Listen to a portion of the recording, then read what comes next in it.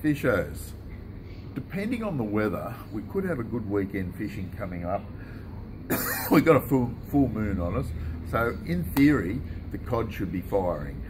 One of the issues we're going to have, if the barometer's not in the right place, we need a spike up or a spike down in the barometer to get the cod moving.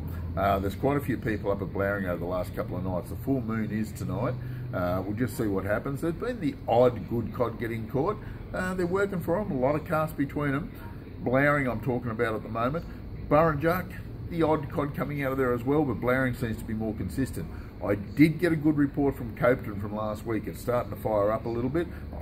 I shouldn't say fire, but it's starting to fish better than it has been, and there's more consistent catches out of there. A lot of hours between them as well, but some big cod. If you want that trophy size cod, this is the time to hit it. Also the Murrumbidgee River, getting some pretty respectable fish out of there as well. Casting seems to be the system at the moment. Whether you're using hard body, spinner baits, it doesn't seem to matter a great deal.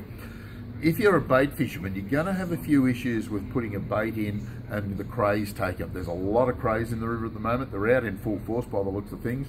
And there's some quite sizable ones too, mind you. Went out on Tuesday and seen heaps, got a plenty. There was no shortage of them whatsoever. But if you're a bait fisherman, like I say, and you're chasing cod or yellows, you're going to struggle a little bit. Lure fishermen seem to be doing all right. The river's clear enough. It's extremely low. So I would say from Colhagen's down to Berrenbed, you should have no real issues.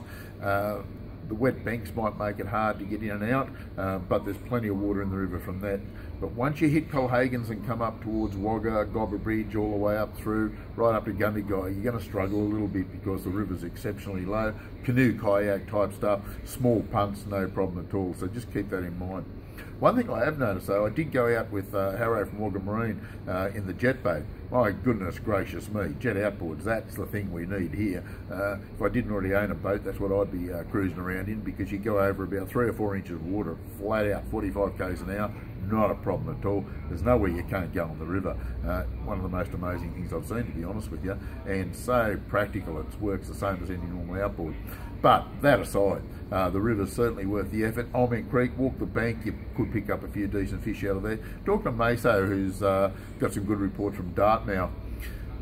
Trolling hasn't been too bad. They're not, killing them by any means. They're not getting heaps. But one of the big methods that they're getting heaps of fish on is gudgeons. They're catching plenty of little gudgeons down there, which you're allowed to use in Victoria. You're not allowed to use in New South Wales. Putting a live gudgeon on, split shot a bit above it, casting out in and around the trees, or a super slow troll with a gudgeon hooked in the lip with an electric motor on just the lower speed you can go with your electric motor. Some very good catches that way. So we're getting a bit of activity down there. My whaler, too low, not worth putting a boat in, not worth mucking around with, I don't think, at the moment. Kayak and canoeing, probably worth the effort, but there is the odd cod coming out of it, and it's certainly worth a bit of a nosy if you want to put in a lot of effort and a lot of time. Trout, top end of Blowering, definitely worth the effort at the moment. Trolling, casting lures, doesn't seem to matter. Rainbows, browns, mainly rainbows, some good quality fish. It produces excellent fish. Walking the bank at Juniper, another good one. Trolling Talbingo, CC minnows, 20 to 30 footers, brown and rainbow trout patterns. You'll get some good results doing that, especially up the Sioux City end.